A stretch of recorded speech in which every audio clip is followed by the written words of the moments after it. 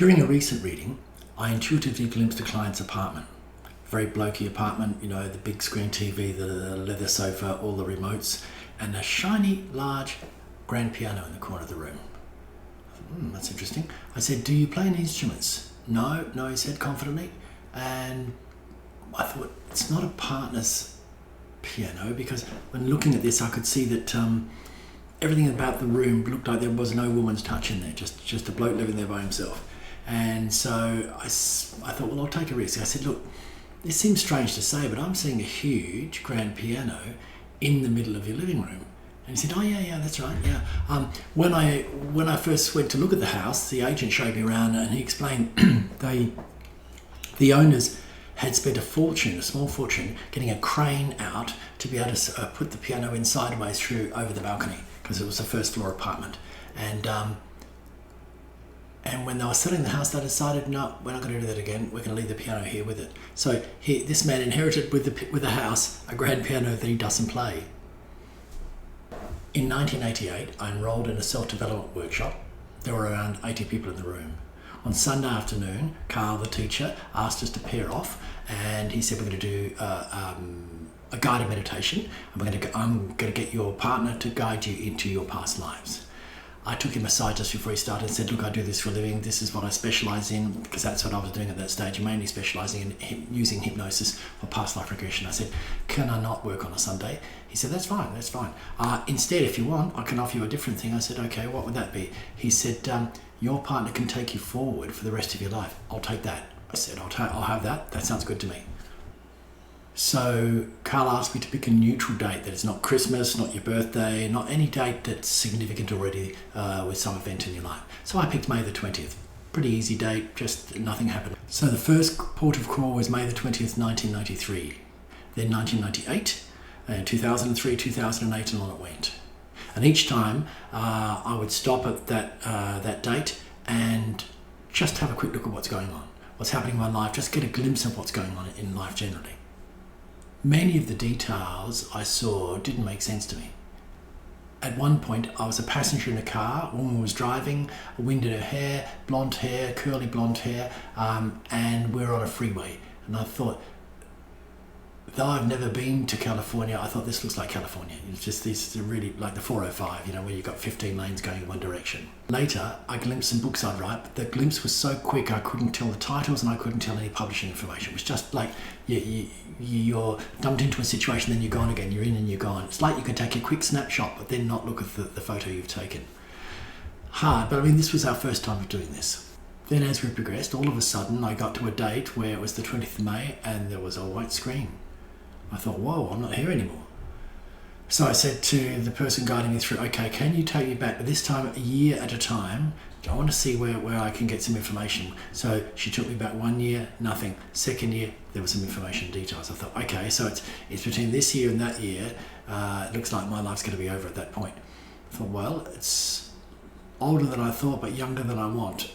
It was actually a shock, because intellectually I understood that we're just spiritual beings passing through. That's great intellectually. When you're confronted with the actuality of it, this is the time you're going to be gone, and the world will go on without you. It's a confronting thing. Since then, I've been counting the days down. On the wall currently, I have a long list of books I'm writing in various stages of development. I won't have time to finish them. So it's now time for me to think about, pick a few of the ones that are really important, that you think are going to be really meaningful and great to write, and get on with them. That experience in 1988 has taught me to be very careful about what I say to clients when they ask me, how long will I live? Or tell me what my life looks like in 30 years from now, because sometimes people don't know. They've got strong expectations of what life will be like, and they don't know that it's going to be quite different from their expectations. That's not necessarily a bad thing. Sometimes by the time you get there, you would love it.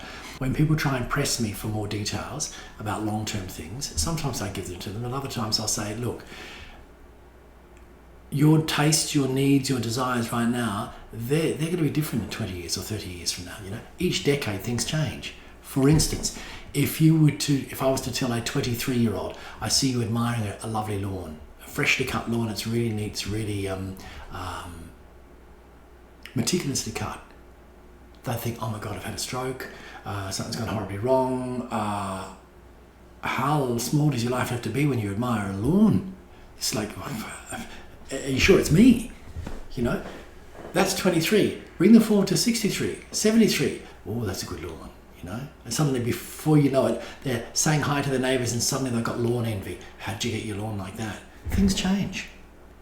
In my pure clairvoyance readings, I look beyond the final moments of a person's life so that I can ask them, what did you come to learn? Did you learn it? Can you tell me the highlights? And the highlights are usually emotional things.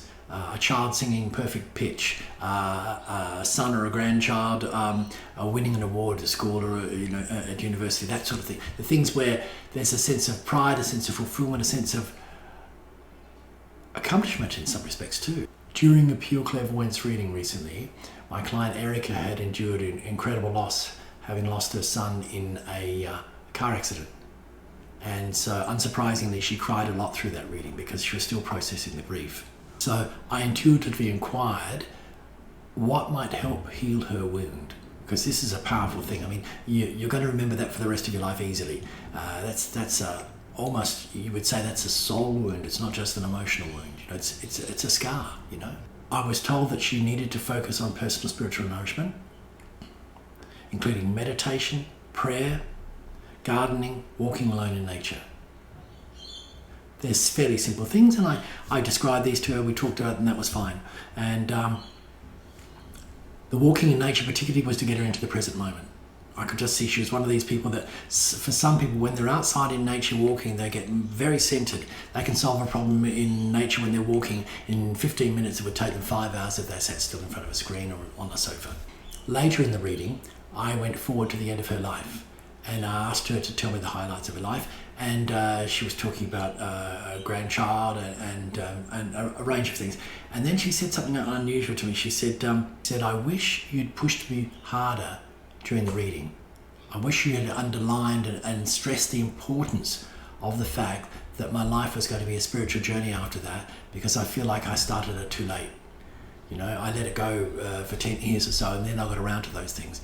And maybe if you'd pushed a bit harder in the reading, I would have acted earlier. And so I was in one of those strange positions where her future self is advising me to stress it to her present self. And so I leaned over the table and said, what are you going to do in the next 30 days that's going to give you some of this spiritual and emotional nourishment that you need? This is the process of healing right now. She reassured me that she would go and find a Buddhist monastery and start meditating. As a reader, I understand that if I push someone in a direction, there is karma for me for that. So I'm very careful about doing that. I show them the options and I leave it to them. But I wonder if I incur any karma if that person's spirit in the future is telling me to tell that person to get on with it right now. I think I might need to meditate on that one.